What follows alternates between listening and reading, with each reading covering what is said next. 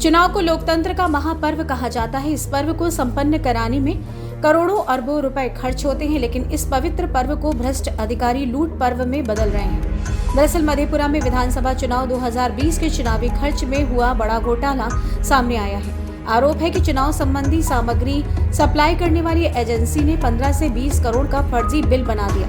इसकी शुरुआती जांच में ही 5 से 10 करोड़ के 9 विपत्र को फर्जी पाया गया। शेष 10 करोड़ 32,34,100 के बिल की भी जब नए डीएम ने जांच करवाई तो पता चला कि इसमें भी 3 करोड़ 68,10,592 रुपए का बिल ही बनता है, जबकि एजेंसी को पूर्व के डीएम ने ही 2 करोड़ 95 लाख एडवांस कर दिया था। ऐसे में जीएसटी आदि कटौती के बाद 15,37,000 रुपए एजेंसी को जमा करने का आदेश दिया गया, जो अब तक जमा नहीं हुआ है।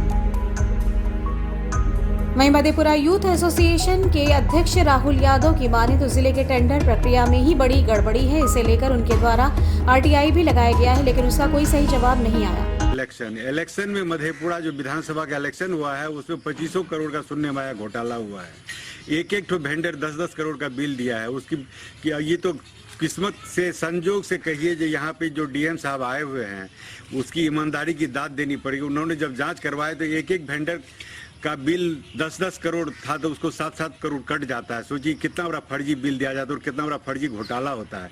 बिहार सरकार का सारा काम कागज पे होता है। करप्शन काफी हावी है, ब्यूरोक्रेसी काफी हावी है, जो मन होता है वो करता है। वहीं सीपीआई के राष्ट्रीय परिषद सदस्य प्रमोद प्रभाकर ने भी इस बड़े घोटाले की उच्च स्तरीय जांच की मांग की, जिससे भविष्य में होने वाले चुनावी खर्च के नाम पर घोटाले को रोका जा सके। मधेपुरा जिले में मुझे तो पहले ही आशंका हो गया था कि ये हनी मनी के सप्लायर को टेंडर मिल रहा है।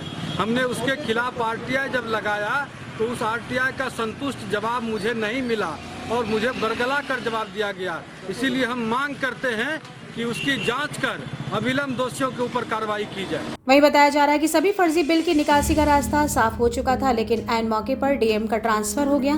जब नए डीएम आए तो उन्होंने बिल की जांच करा दी। फिर क्या था, सारा घोटाला परत दर परत खुलने लगा। 29 करोड़ का बिल 13 करोड़ हो गया। सिर्फ एक सहरसा जिले के विजय श्री प्रेस नामक वेंडर का 9 विपत्र पूरे तरीके से फर्जी पाया गया, जिसकी राशि 5 से 10 करोड़ की बताई जा रही है। शेष विपत्र की भी जांच हुई तो उसमें भी सप्लाई किए हुए सामान की मात्रा अथवा संख्या और गुणवत्ता में अंतर पाया गया, जो 7 करोड़ से अधिक का था, जिसे काट दिया गया। अब जिले के एडीएम की माने तो हर गलत बिल को काटा गया है। देखिए, लोकतंत्र के महापर्व में इस प्रकार प्रशासनिक स्तर पर पैसों का बंदरबाट होना, लूट करना, ये अत्यंत ही दुखद है।